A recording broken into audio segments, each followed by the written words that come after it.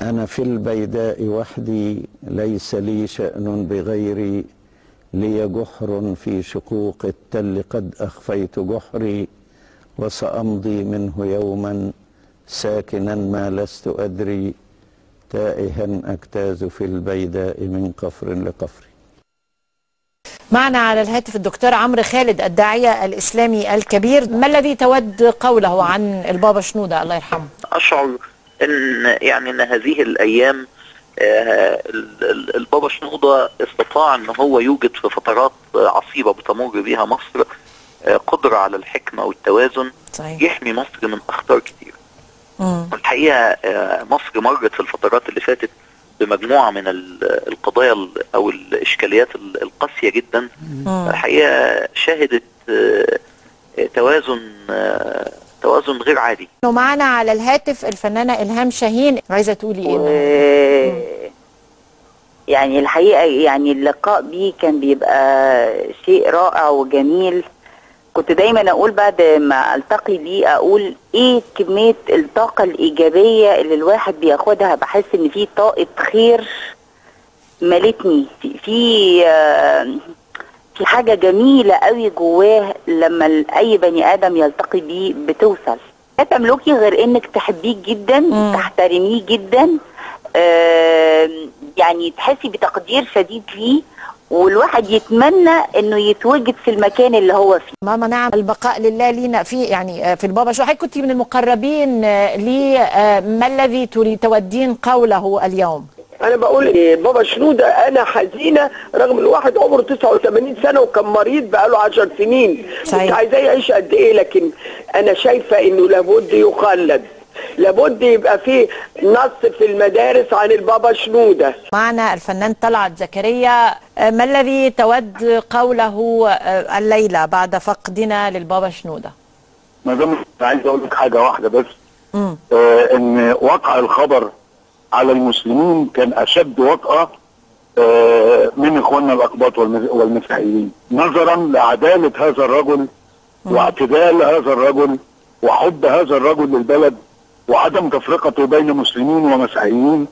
مهما قلنا عن البابا شنودة مش هنوفيه حقه.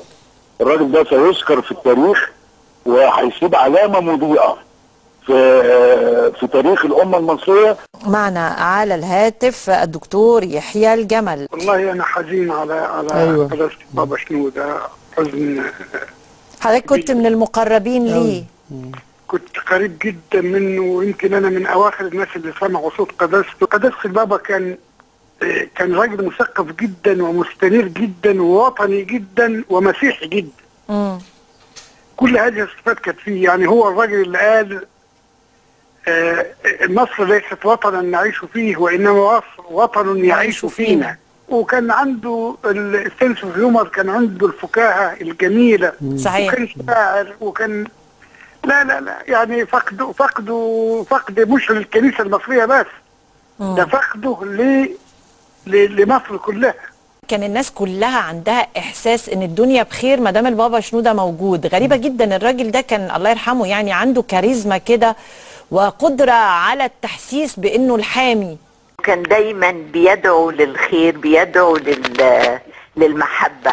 هو اهم حاجة اللي انا كنت شايفاها واضحة ان دايما في الازمات كان بيحاول يلم الشمل.